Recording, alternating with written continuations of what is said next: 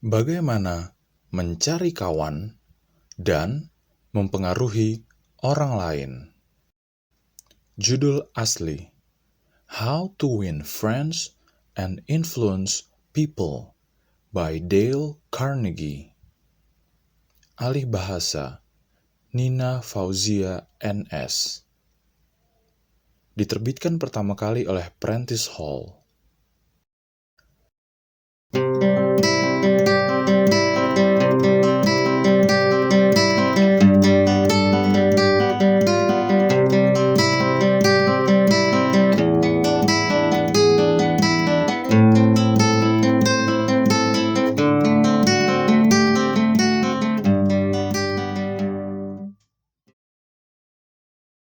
Delapan hal yang akan Anda capai dengan bantuan buku ini. 1. Keluar dari kebiasaan mental yang buruk, memikirkan gagasan baru, memperoleh visi baru, menemukan ambisi baru. 2. Berteman dengan mudah dan cepat. 3. Meningkatkan popularitas Anda. 4. Memikat orang mengikuti cara berpikir Anda. 5. Meningkatkan pengaruh, prestise, kemampuan Anda dalam menyelesaikan segala sesuatu. 6. Menangani keluhan, menghindari argumen, menjaga kontak manusia Anda agar tetap lancar dan menyenangkan. 7. Menjadi pembicara yang lebih baik, serta lebih menyenangkan. 8.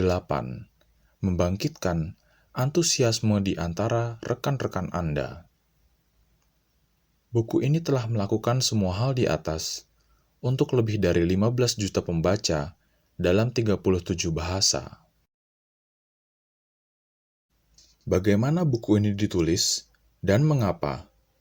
Oleh Dale Carnegie. Selama 35 tahun pertama dari abad ke-20, penerbit Amerika telah mencetak lebih dari 1/5 juta buku yang berbeda. Hampir semua buku tersebut buruk, dan banyak di antaranya gagal secara finansial. Banyak, demikian yang saya ucapkan. Presiden dari salah satu penerbit terbesar di dunia mengaku kepada saya bahwa perusahaannya setelah melewati pengalaman selama 75 tahun, masih mengalami kerugian atas 7 dari setiap 8 buku yang diterbitkannya. Kalau begitu, mengapa saya mempunyai keberanian untuk menulis sebuah buku lagi, dan sesudah saya menulisnya, kenapa Anda harus bersusah payah membacanya? Kedua pertanyaan di atas wajar, dan saya akan mencoba menjawab keduanya. Sejak tahun 1912, saya sudah menjalankan kursus-kursus untuk para pengusaha wanita dan pria di New York. Mulanya, saya menjalankan kursus hanya untuk berbicara di depan publik. Kursus yang dirancang untuk melatih orang dewasa, berdasarkan pengalaman nyata, untuk berpikir pada saat mereka berdiri dan mengekspresikan ide-ide mereka dengan lebih jelas, lebih efektif dan lebih tenang, baik dalam wawancara bisnis maupun di depan kelompok-kelompok. Tapi lambat laun, tatkala musim-musim berlalu, saya sadar bahwa sama besarnya kebutuhan orang dewasa ini dalam pelatihan untuk berbicara efektif. Mereka juga memerlukan pelatihan tambahan dalam seni berhubungan baik dengan orang, dalam bisnis setiap hari maupun dalam kontak-kontak sosial. Saya juga lambat laun sadar bahwa saya sendiri sangat butuh pelatihan semacam itu. Tatkala saya mengingat kembali tahun-tahun yang lampau, saya tertarik dengan kurangnya kemahiran dan pengertian saya sendiri. Betapa saya berharap sebuah buku seperti ini berada di tangan saya 20 tahun yang lalu. Betapa buku ini bisa menjadi anugerah tak ternilai. Berurusan dengan orang mungkin adalah masalah terbesar yang Anda hadapi, terutama kalau Anda berkecimpung dalam bisnis. Ya, itu juga sama benarnya kalau Anda seorang ibu rumah tangga, arsitek, atau insinyur. Penelitian yang dikerjakan beberapa tahun lalu di bawah pengawasan Carnegie Foundation untuk kemajuan pengajaran membuka fakta paling penting. Satu fakta yang nantinya ditegaskan dengan studi tambahan yang dibuat oleh Carnegie Institute of Technology. Hasil penelitian mereka mengungkapkan bahwa bahkan dalam garis teknis rekayasa, sekitar 15% sukses keuangan seseorang adalah karena pengetahuan teknis seseorang dan sekitar 85%-nya adalah karena keterampilan dalam rekayasa manusia, kepribadian, dan kemampuan memimpin orang. Selama bertahun-tahun, saya menjalankan kursus setiap musim di Engineers Club di Philadelphia dan juga kursus-kursus untuk New York Chapter dari American Institute of Electrical Engineers. Sejumlah total mungkin lebih dari 1.500 insinyur telah lulus dalam pelajaran saya. Mereka datang kepada saya karena mereka akhirnya menyadari setelah observasi dan pengalaman bertahun-tahun bahwa personel dengan bayaran paling tinggi dalam rekayasa seringkali bukanlah mereka yang tahu paling banyak tentang rekayasa. Sebagai contoh, orang dapat memperkerjakan orang yang hanya berkemampuan teknis semata-mata dalam rekayasa, akuntansi, arsitektur, atau profesi lain apapun dengan gaji nominal. Tapi, orang yang memiliki pengetahuan teknik ditambah kemampuan mengekspresikan ide-ide untuk memegang kepemimpinan dan untuk menggugah antusiasme di antara mereka. Orang seperti itulah yang diarahkan untuk memperoleh kekuasaan yang lebih tinggi. Dalam hari-hari sibuk kegiatannya, John D. Rockefeller mengatakan bahwa kemampuan berurusan dengan manusia adalah sama bisa dibelinya dengan komoditi gula dan kopi. Dan saya akan membayar lebih besar untuk kemampuan itu, ujar John D. dibandingkan untuk yang lainnya yang berada di bawah matahari. Tidakkah Anda mengira bahwa setiap sekolah di muka bumi ini seharusnya menjalankan kursus untuk mengembangkan kemampuan dengan harga tertinggi di bawah matahari? Namun, seandainya ada satu saja kursus praktis dan masuk akal semacam itu yang diberikan untuk orang dewasa pada hanya satu sekolah di muka bumi, hal itu telah lolos dari perhatian saya hingga penulisan saya saat ini. University of Chicago dan United YMCA Schools menjalankan satu survei untuk menentukan apa yang ingin dipelajari orang dewasa. Survei tersebut menelan biaya $25.000 dan menghabiskan waktu 2 tahun. Bagian akhir dari survei itu dibuat di Meriden, Connecticut. Tempat itu dipilih sebagai satu kota khas Amerika.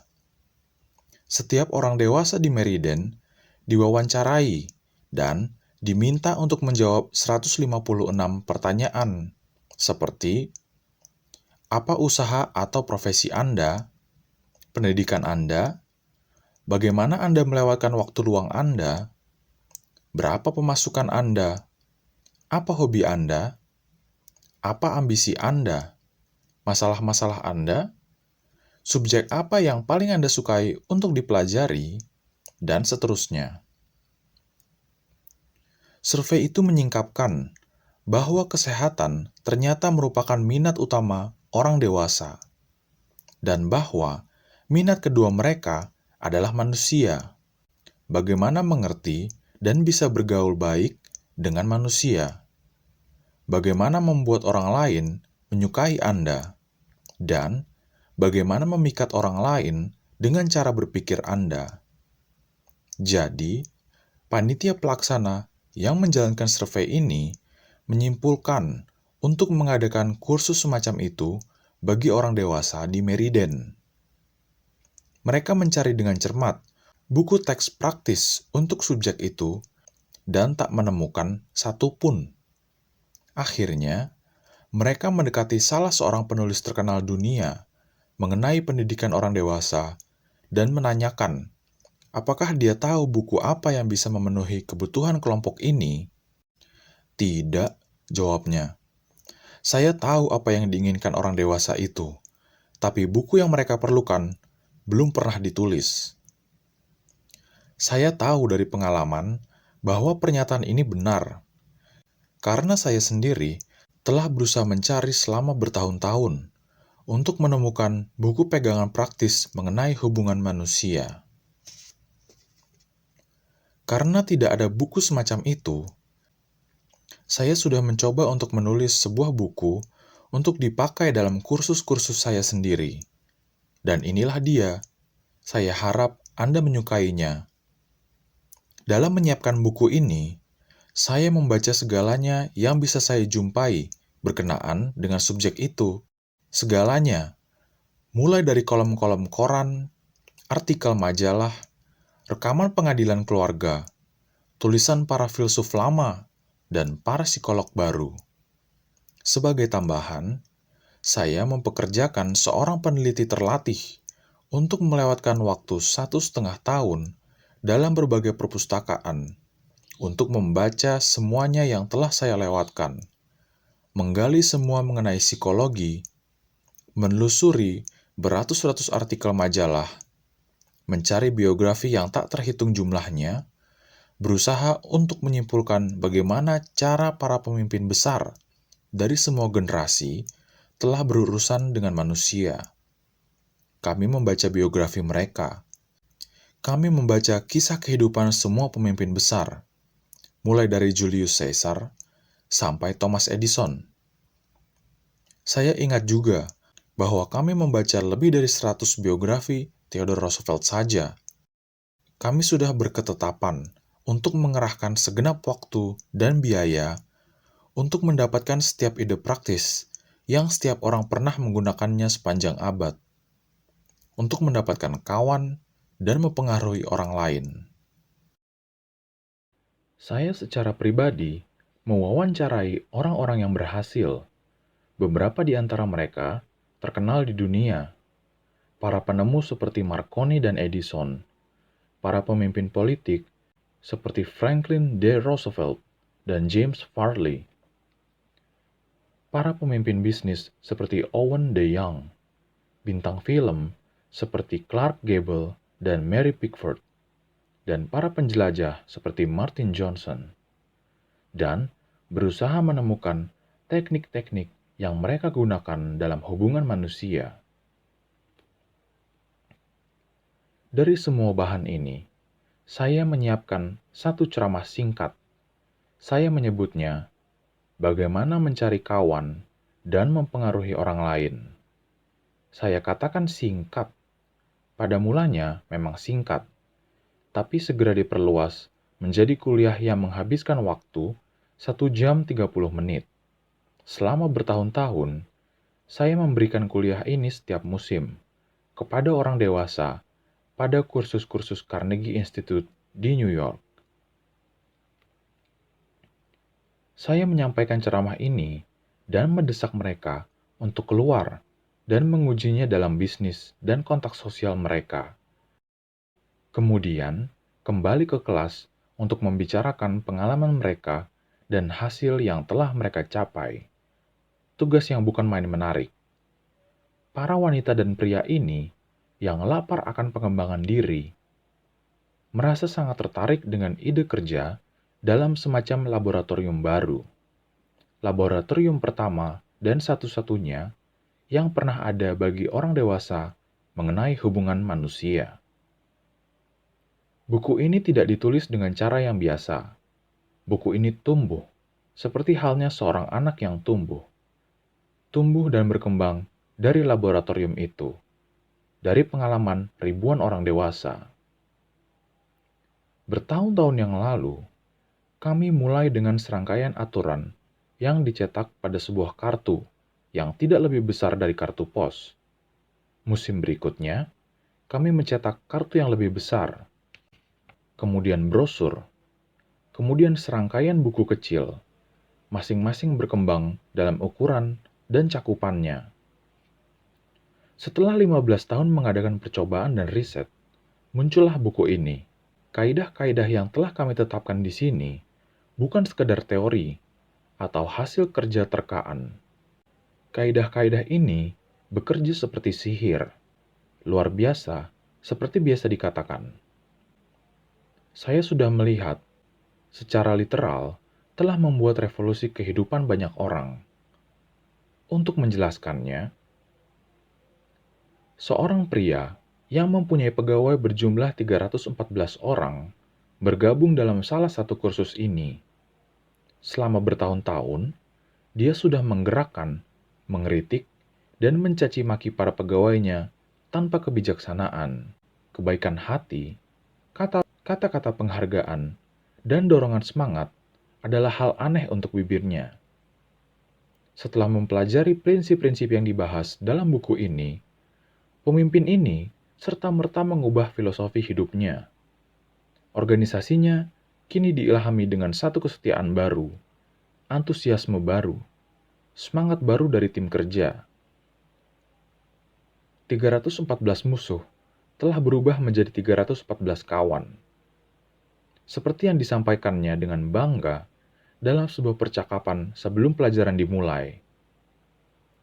Ketika saya dahulu biasa berjalan melewati perusahaan saya, tak seorang pun menyapa saya. Pegawai saya malah memalingkan wajah ke arah lain apabila mereka melihat saya datang mendekat. Tapi sekarang, mereka semua menjadi kawan-kawan saya, dan bahkan pesuruh kantor memanggil saya dengan nama kecil saya. Pengusaha ini memperoleh laba lebih besar, lebih banyak waktu senggang, dan, apa yang jelas lebih penting, dia menemukan lebih banyak kebahagiaan dalam bisnis maupun di rumah tangganya. Tak terhitung banyaknya wiraniaga yang telah meningkatkan penjualannya secara tajam setelah menggunakan prinsip-prinsip ini. Banyak yang sudah membuka rekening-rekening baru. Rekening yang mulanya mereka minta dengan sia-sia. Para eksekutif diberi wewenang yang lebih besar dan kenaikan gaji. Seorang eksekutif melaporkan kenaikan gajinya yang besar karena dia telah menerapkan kebenaran-kebenaran ini. Yang lainnya, seorang eksekutif perusahaan Gasworks di Philadelphia dicatat untuk penurunan pangkat ketika berusia 65 tahun karena sifatnya yang pemarah, karena ketidakmampuannya dalam memimpin orang. Pelatihan ini tidak hanya menyelamatkannya dari penurunan pangkat, tetapi malah memberinya promosi dengan kenaikan gaji. Pada peristiwa yang tak terhitung jumlahnya, para pasangan yang hadir dalam pesta yang diadakan pada akhir kursus telah menceritakan kepada saya bahwa rumah tangga mereka telah menjadi lebih bahagia sejak para suami atau istri memulai pelatihan ini. Orang seringkali terperanjat pada hasil-hasil baru yang mereka capai. Semuanya kelihatan seperti sulap. Dalam beberapa kasus, didorong oleh antusiasme mereka menelepon saya di rumah pada hari-hari Minggu karena mereka tidak sabar menunggu 24 jam lagi untuk melaporkan pencapaian mereka dalam jam kursus yang biasa. Seorang pria begitu terpengaruh oleh satu pembicaraan mengenai prinsip-prinsip ini hingga dia tetap duduk di sana sampai jauh malam membahas hal itu dengan anggota lain dalam kelas. Pada pukul 3 pagi, yang lainnya pulang. Tapi dia begitu terguncang oleh rasa sadar akan kesalahannya sendiri. sangat diilhami oleh pandangan dunia baru yang terbuka di hadapannya, sehingga dia tidak bisa tidur. Dia tidak bisa tidur malam itu, atau esok harinya, atau malam berikutnya. Siapa dia? Seorang individu naif dan tidak terlatih yang siap untuk menelan teori baru, apapun yang datang kepadanya? Bukan. Jauh dari itu, dia seorang penyalur ulung dalam seni, lelaki terkenal di kota itu, yang berbicara dalam 3 bahasa dengan fasih, dan tamatan 2 universitas Eropa. Tatkala menulis bab ini, saya menerima sepucuk surat dari Jerman dari sekolah lama. Seorang aristokrat yang nenek moyangnya telah berdinas untuk beberapa generasi sebagai ofisir tentara profesional di bawah Hohenzollern. Suratnya ditulis dari sebuah kapal transatlantik, menceritakan tentang penerapan prinsip-prinsip ini, muncul hampir seperti semangat agama. Seorang lelaki lainnya, seorang tua dari New York, tamatan Harvard, seorang lelaki kaya, pemilik pabrik karpet besar, menyatakan bahwa dia telah belajar lebih banyak dalam waktu 14 minggu melalui sistem pelatihan ini tentang seni mempengaruhi orang, dibandingkan dengan yang diperolehnya untuk subjek yang sama selama 4 tahun di akademi. Tidak mungkin, menggelikan, fantastis. Tentu saja, Anda berhak melontarkan pernyataan ini dengan kata sifat apapun yang Anda kehendaki. Saya sekedar melaporkan, tanpa komentar, satu pernyataan yang dibuat oleh seorang tamatan Harvard yang konservatif dan sukses secara menonjol di masyarakat. Pernyataan yang disampaikan kepada kira-kira 600 orang di Yale Club di New York pada Kamis malam, 23 Februari 1933. Dibandingkan dengan menjadi apa kita seharusnya, ujar profesor terkenal William James dari Harvard. Dibandingkan dengan menjadi apa kita seharusnya, kita hanya setengah terjaga. Kita hanya memanfaatkan sebagian kecil sumber daya fisik dan mental kita. Dengan menyatakan hal ini secara luas, maka individu manusia hanya hidup jauh di dalam batas-batas kemampuannya. Dia memiliki berbagai macam kekuasaan yang dia biasanya gagal menggunakannya. Kekuasaan-kekuasaan yang Anda biasanya gagal menggunakannya. Keseluruhan tujuan dari buku ini adalah membantu Anda menemukan, mengembangkan, dan memperoleh keuntungan dari aset yang tidak digunakan tersebut. Pendidikan, ujar Dr. John G. Hibben, mantan Presiden Princeton University, adalah kemampuan untuk memenuhi situasi-situasi hidup. Apabila begitu Anda selesai membaca 3 bab pertama dari buku ini, kalau saat itu Anda tidak merasa mendapat perlengkapan yang sedikit lebih baik dalam memenuhi situasi kehidupan, maka saya akan menganggap buku ini sebagai kegagalan total. Sejauh berhubungan dengan Anda, karena tujuan besar pendidikan, kata Herbert Spencer, bukanlah pengetahuan, melainkan tindakan. Dan ini adalah buku tindakan. Dale Carnegie, 1936. 9 saran bagaimana memanfaatkan sepenuhnya buku ini. 1. Kalau Anda berharap untuk memperoleh manfaat sepenuhnya dari buku ini, ada satu syarat yang sangat diperlukan. Satu hal yang jelas lebih penting dibandingkan dengan aturan atau teknik apapun, kecuali jika Anda memiliki satu syarat mendasar ini, 1000 aturan tentang bagaimana cara belajar akan memberi bantuan sedikit saja. Dan, kalau Anda memang mempunyai anugerah besar ini, maka Anda bisa mencapai keberhasilan tanpa membaca saran apapun untuk memperoleh manfaat sepenuhnya dari sebuah buku. Apa syarat ajaib ini? Hanya ini. hasrat belajar yang dalam dan bersemangat, satu ketetapan hati yang kokoh untuk meningkatkan kemampuan Anda dalam berurusan dengan manusia. Bagaimana Anda bisa mengembangkan desakan seperti ini? Dengan terus-menerus mengingatkan diri Anda betapa pentingnya prinsip-prinsip ini bagi Anda. Buat gambaran dalam diri Anda, bagaimana penguasaan terhadap prinsip tersebut akan membantu Anda dalam menjalani kehidupan yang lebih kaya, lebih lengkap, dan lebih bahagia. Sampaikan pada diri Anda berulang-ulang, kepopuleran saya, kebahagiaan saya, dan rasa berharga saya tergantung dari kemampuan saya berhubungan dengan manusia. 2. Mula-mula, baca setiap bab dengan cepat untuk memperoleh pandangan sekilas dari buku ini. Anda mungkin akan tergoda untuk bergegas menuju bab berikutnya, tapi jangan, kecuali kalau Anda hanya membaca untuk hiburan. Tapi kalau Anda membaca karena Anda ingin meningkatkan kemampuan Anda dalam hubungan manusia, maka kembalilah dan baca setiap babnya secara seksama. Dalam jangka panjang, hal ini akan berarti menghemat waktu dan memperoleh hasilnya. 3. Sering-sering berhenti dalam membaca untuk memikirkan apa yang Anda baca. Tanyakan diri Anda, bagaimana dan kapan Anda dapat menerapkan setiap sarannya.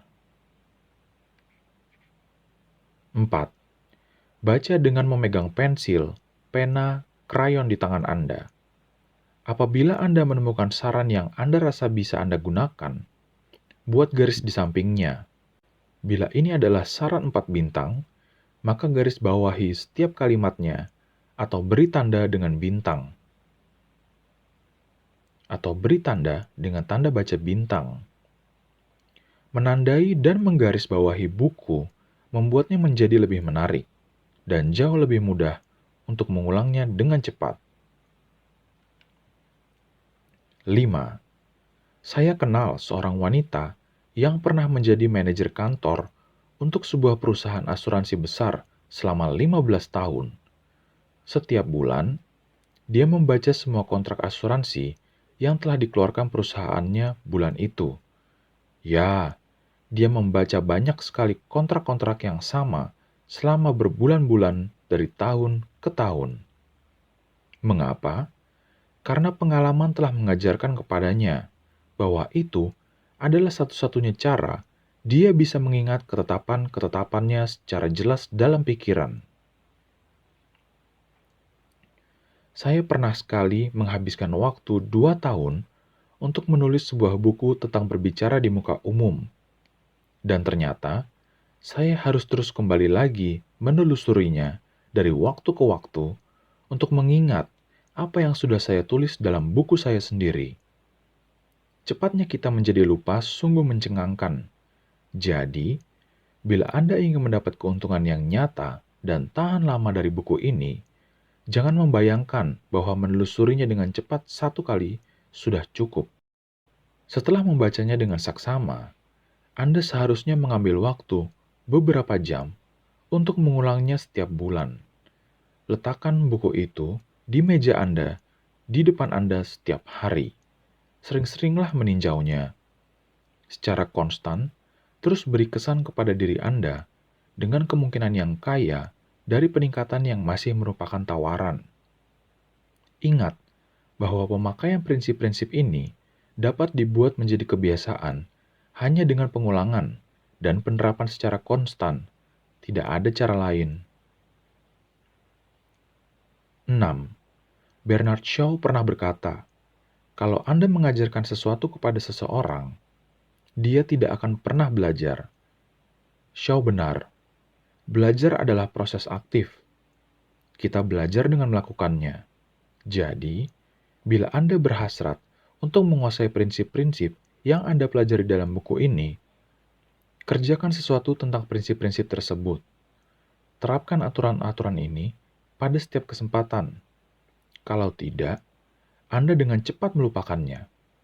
Hanya pengetahuan yang dipakai yang dapat lekat dalam pikiran Anda. Anda mungkin akan mengalami kesulitan untuk menerapkan saran-saran ini terus-menerus. Saya tahu, karena saya yang menulis buku ini. Dan memang, saya sering juga mendapat kesulitan untuk menerapkan segala yang saya anjurkan. Misalnya, ketika Anda merasa tidak senang, jauh lebih mudah untuk mengkritik dan mencaci daripada mencoba mengerti pandangan orang lain. Seringkali, lebih mudah menemukan kesalahan daripada menemukan penghargaan. Lebih wajar untuk membicarakan apa yang Anda inginkan daripada membahas tentang apa yang diinginkan orang lain, dan seterusnya. Jadi, tatkala Anda membaca buku ini, ingatlah bahwa Anda tidak sekedar berusaha mendapatkan informasinya. Anda sedang berusaha membentuk kebiasaan-kebiasaan baru. Ah ya, Anda sedang mengusahakan satu cara hidup baru. Itu akan membutuhkan waktu dan penerapan setiap hari. Jadi, kembalilah pada halaman-halaman ini dengan sering.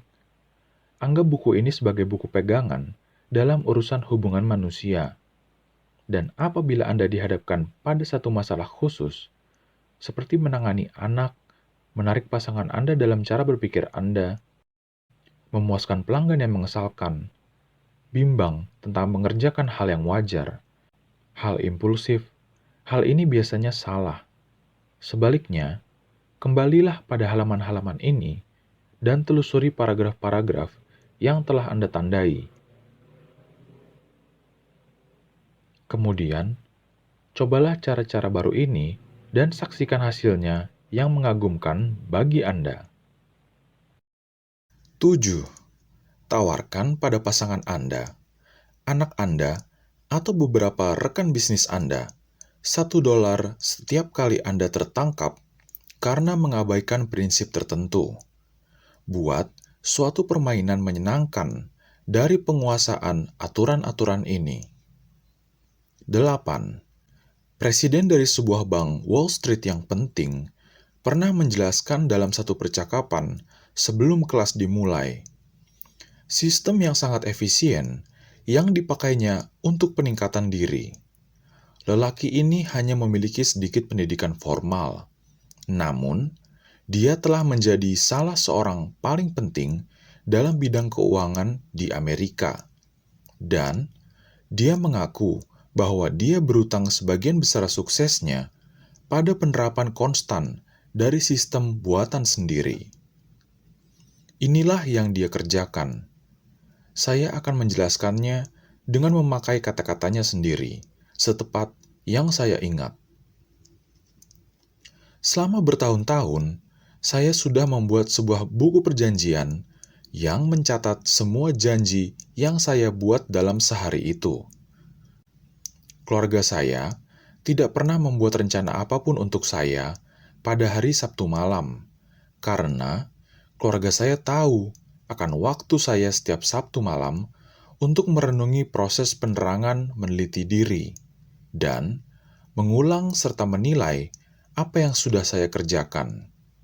Setelah santap malam, saya menyendiri, membuka-buka perjanjian saya, dan memikirkan kembali semua wawancara, diskusi, dan rapat yang sudah berlangsung selama seminggu. Saya tanyakan diri saya, kesalahan apa yang saya buat pada saat itu? Apa yang saya kerjakan yang benar? Dan dengan cara apa saya bisa meningkatkan hasil kerja saya? Pelajaran apa yang bisa saya dapat dari pengalaman itu? Saya sering mendapatkan bahwa pengulangan mingguan ini membuat saya sangat kecewa. Saya sering tercengang melihat kesalahan-kesalahan besar saya sendiri. Tentu saja, setelah tahun-tahun berlalu, kesalahan besar ini menjadi berkurang. Kadang-kadang, saya ingin menepuk bahu saya sedikit. Setelah selesai dalam satu dari sesi-sesi ini, sistem analisa diri ini, pendidikan sendiri, berlanjut dari tahun ke tahun dan telah memberi hasil untuk saya lebih daripada apapun yang pernah saya usahakan. Cara ini membantu saya meningkatkan kemampuan saya dalam membuat keputusan, dan juga sangat menolong saya dalam hubungan saya dengan manusia.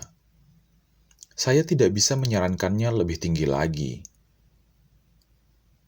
Mengapa tidak menggunakan sistem yang sama untuk memeriksa penerapan Anda dalam prinsip-prinsip yang dibahas dalam buku ini? Kalau Anda lakukan itu, Anda akan menghasilkan dua hal. Pertama, Anda akan mendapatkan diri Anda terikat dalam proses pendidikan yang tak ternilai dan menarik minat. Kedua, Anda akan menjadi tahu bahwa kemampuan Anda untuk berurusan dengan manusia akan berkembang pesat. 9. Anda akan temukan pada akhir buku ini beberapa halaman kosong di mana Anda bisa mencatat kemenangan Anda dalam penerapan prinsip-prinsip ini. Tulis dengan jelas, beri nama, tanggal, hasilnya. Menyimpan catatan semacam itu akan mengilhami Anda untuk usaha-usaha yang lebih besar. Dan betapa menariknya, masukan-masukan ini tatkala Anda melihatnya kembali beberapa tahun kemudian. Agar dapat memanfaatkan sepenuhnya buku ini, A. Kembangkan hasrat mendalam dan kuat untuk menguasai prinsip-prinsip hubungan manusia. B. Baca setiap bab 2 kali sebelum Anda melanjutkan ke bab berikutnya. C. Pada saat Anda membaca, sering-seringlah berhenti dan tanyakan diri Anda, bagaimana Anda bisa menerapkan masing-masing saran tersebut. D. Garis bawahi setiap ide penting. E. Telusuri lagi buku ini setiap bulan. F. Terapkan prinsip-prinsip ini pada setiap kesempatan yang ada. Gunakan buku ini sebagai buku pegangan untuk membantu Anda memecahkan masalah Anda sehari-hari. G. Buat satu permainan yang menyenangkan. Dari pelajaran Anda ini, dengan menawarkan teman Anda $1 bila setiap kali dia menangkap Anda melanggar salah satu dari prinsip-prinsip ini. H. Periksa setiap minggu kemajuan yang sudah Anda buat. Tanyakan diri Anda, kesalahan apa saja yang sudah Anda buat, peningkatan apa, pelajaran apa yang sudah Anda peroleh untuk masa depan. Dan I. Buat catatan di belakang buku ini yang menunjukkan bagaimana dan kapan Anda sudah menerapkan prinsip-prinsip ini.